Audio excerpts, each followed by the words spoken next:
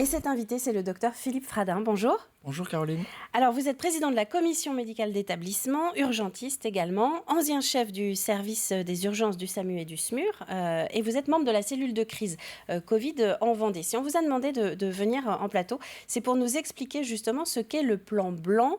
C'est un plan dont on a pas mal parlé, notamment la semaine dernière, puisque depuis le 8 décembre, il est de nouveau actif dans nos différents établissements hospitaliers, publics comme privés. Comment expliquer cette mesure ?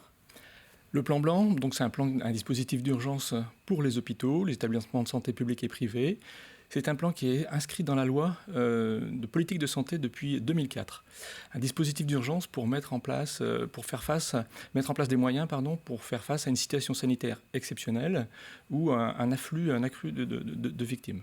Donc 2004, ça veut dire que ça n'a pas été imaginé pour la situation Covid que nous vivons depuis quelques mois, quelques années maintenant.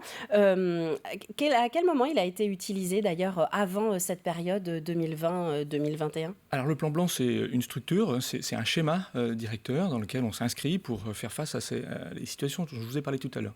Quelques exemples en Vendée, Xynthia 2010, tout le monde se souvient, l'accident sur la 4 voies de Sainte-Flève-des-Loups, La Roche-sur-Yon-les-Sables, et puis la canicule 2003.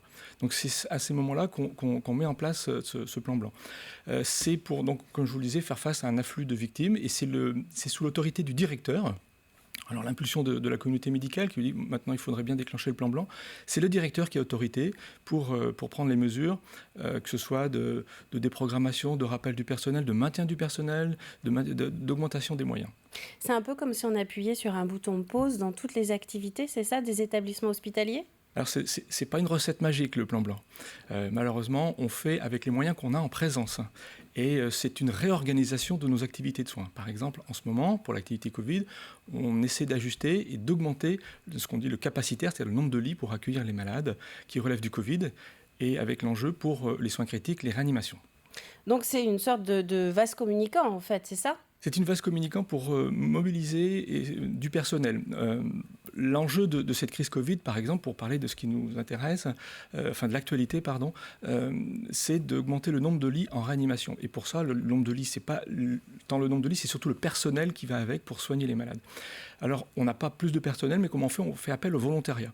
Alors, dans cette période où tout le monde est un petit peu fatigué, on a lancé un appel au volontariat, on a mis en place ce qu'on appelle une espèce de réserve sanitaire à l'intérieur de l'hôpital, et de manière un peu surprenante, mais tout à fait enthousiasmante, 30 personnes ont répondu volontairement, c'est-à-dire des infirmiers qui se disent, en dehors de leurs heures de travail, sans perturber les fonctionnements du service dans lequel ils sont, ils se portent volontaires pour aller aider les collègues en réanimation pour pouvoir augmenter le nombre de lits et accueillir plus de malades. Ça veut dire, donc là, ce sont des personnes qui sont prêtes à travailler plus, un volume horaire supérieur à leur planning initial. C'est forcément dans ces conditions-là. Alors effectivement, ça s'est accompagné, mais il y a un volontariat et il y a une énergie qu'on arrive à trouver qui est tout à fait enthousiasmante. Est-ce qu'on arrive à estimer le nombre de personnes qui, aujourd'hui, en Vendée, travaillent autour de cette crise sanitaire ? C'est difficile, mais je dirais que 100% des soignants sont mobilisés autour de ça, qu'ils soient publics ou privés. Les répercussions, alors, pour les personnes qui ne sont pas atteintes du Covid-19, mais qui avaient des rendez-vous programmés, on les appelle, c'est ça, pour leur dire que c'est reporté ? Alors, voilà, le mot d'ordre, c'était la déprogrammation. Alors, on commence d'abord pour ajuster et décaler ce qui peut l'être, parce qu'on va conserver certaines priorités, les personnes en situation fragile, en attente de greffe, les malades atteints d'un cancer, les chirurgies urgentes, ça, on ne les décale pas. Et puis, c'est un ajustement, patient par patient, c'est vraiment du millimétré, c'est de la dentelle, de façon à ce qu'il n'y ait pas de perte de chance. Le plan blanc, dans lequel on traverse actuellement, ce n'est pas un renoncement aux soins, c'est-à-dire qu'on n'arrête pas tout, on ne met pas un coup d'arrêt à tout le projet de soins des patients. On évalue au cas par cas, en fonction du risque, de reporter ou pas les interventions ou la consultation d'ailleurs. Ce qui veut dire qu'il y a aussi derrière toute une machine, parce qu'on parle des professionnels de la santé qui sont dans les actes médicaux, mais il y a aussi toute cette partie administrative, non, pour prévenir les personnes qui devaient venir à l'hôpital. Alors c'est la constitution de la cellule de crise, sous l'autorité du directeur général, qui arrête sa composition, et une fois, c'est une espèce de task force, une force qui met en place toutes ces stratégies. Effectivement, derrière, il y a des procédures de rappel, à la fois du personnel, comme je le disais, pour le renfort, mais aussi des patients pour dire on décale, où on confirme ce rendez-vous en effet.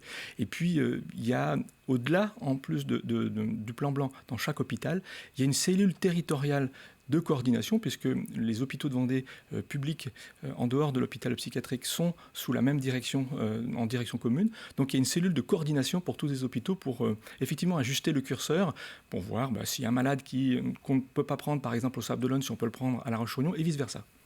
Et la précédente fois où on a donc lancé ce plan blanc sur la Vendée du fait du Covid-19, on a vu des répercussions positives. Enfin, on s'est rendu compte qu'effectivement, ça a libéré des forces supplémentaires pour prendre en charge toutes les personnes malades. Ah oui, c'est la condition sine qua non. Je prenais l'exemple tout à l'heure de la réanimation. C'est la seule manière qu'on a de pouvoir augmenter le nombre de lits, pour pouvoir augmenter le nombre de prises en charge. On travaille actuellement sur un scénario, pour vous donner quelques exemples aux téléspectateurs qui nous regardent. Il y a 20 lits de réanimation.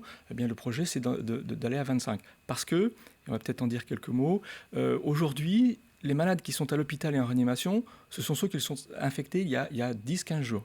Ceux qui s'infectent aujourd'hui, avec un incidence qui est 2 fois plus qu'il y a 10 jours, seront malades au moment des fêtes de Noël. Il faut toujours être dans l'anticipation. C'est ça aussi la mobilisation du plan blanc. On sait que ça va arriver.